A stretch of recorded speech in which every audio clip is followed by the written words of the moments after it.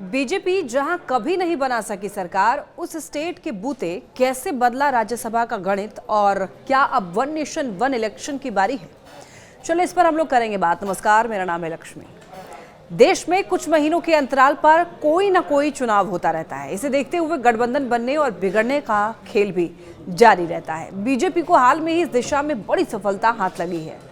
BJP दक्षिण भारत के बड़े राज्यों में से एक तमिलनाडु में अपने बूते पर पहली बार सरकार बनाने की कोशिश में जुटी है। तमिलनाडु में अगले साल विधानसभा चुनाव होने हैं और ऐसे में चुनावी गोटी बिछाने का काम अभी से ही शुरू हो गया है। बीजेपी ने प्रदेश में ऐसा कदम उठाया है जिससे एक तीर से दो निशान साधने वाली कहावत चरितार्थ होती है। दरअसल बीजेपी ने एआईएडीएमके के साथ में चुनाव गठजोड़ किया है। इसके लिए शुक्रवार 11 अप्रैल 2025 को अमित शाह खुद तमिलनाडु पहुंचे थे। एआईएडीएमके अब एनडीए का हिस्सा है और इस बात की पूरी संभावना है कि आने वाले समय में पार्टी सरकार में भी भागीदार बन जाए। एआईएडीएमके के बीजेपी की अगुवाई वाली गठबंधन में शामिल होने का एक और बड़ा प्रभाव हुआ है। एनडीए राज्यसभा में और मजबूत हो गया है। ऐसे में भविष्य में महत्वाकांक्षी one nation one election bill को संसद से पास कराना आसान हो जाएगा। बीजेपी ने एआईएडीएमके के साथ में तमिलनाडु विधानसभा का नाम लेकर भले ही गठबंधन किया हो, लेकिन इसका असर राज्यसभा पर तत्काल पड़ने वाला है।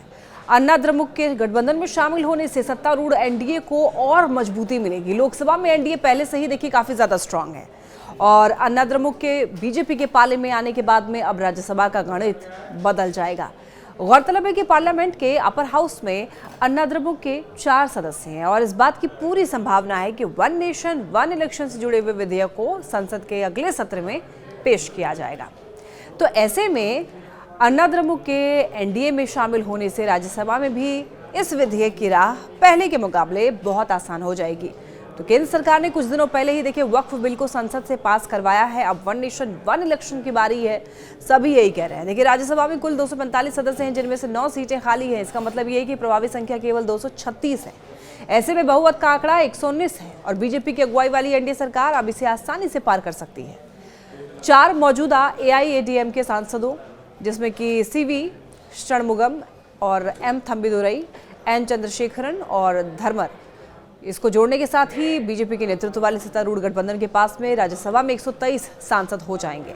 ये संख्या 124 हो सकती है क्योंकि पीएमके के अंबुमणि रामदास का कार्यकाल जुलाई में समाप्त हो रहा है। तमिलनाडु विधानसभा की मौजूदा स्थिति के आधार पर एआईएडीएमके को ये सीट भी मिल सकती है, जिससे राज्यसभा में उसके सदस्यों की संख्या 5 हो जाएगी। इस बीच बीजेपी 7 अन्य सांसदों, 6 मनोनीत और 1 निर्दलीय, इसके समर्थन पर भी भरोसा कर सकती है। ऐसे में यदि देखा जाए तो पार्टी के नेतृत्व वाले एनडीए की प्रभावी संख्या 131 है। आंध्र प्रदेश में राज्यसभा की 1 सीट खाली है, जो कि पूर्व मुख्यमंत्री जगन मोहन रेड्डी की वाईएसआर कांग्रेस पार्टी के पास थी। अब ये मुख्यमंत्री चंद्रबाबू नायडू की सत्तारूढ़ तेलुगु देशम पार्टी के पास जाएगी। टीडीपी एनडीए का एक महत्वपूर्ण सहयोगी है और इसीलिए सदन में गठबंधन के पक्ष में है। इसी तरह से देखा जाए तो मनोनीत सांसदों के लिए 4 सीटें खाली हैं और इस बात की पूरी संभावना है कि इन सीटों के लिए उम्मीदवार बीजेपी के पक्ष में होंगे। जम्मू और कश्मीर के 4 सीटें खाली हैं। इन सीटों के लिए चुनाव में देरी हुई है, लेकिन जब चुनाव होंगे तो बीजेपी को 90 सीटों वाले सदन में 29 विधायकों के साथ कम से कम 1 सीट मिलने की उम्मीद है।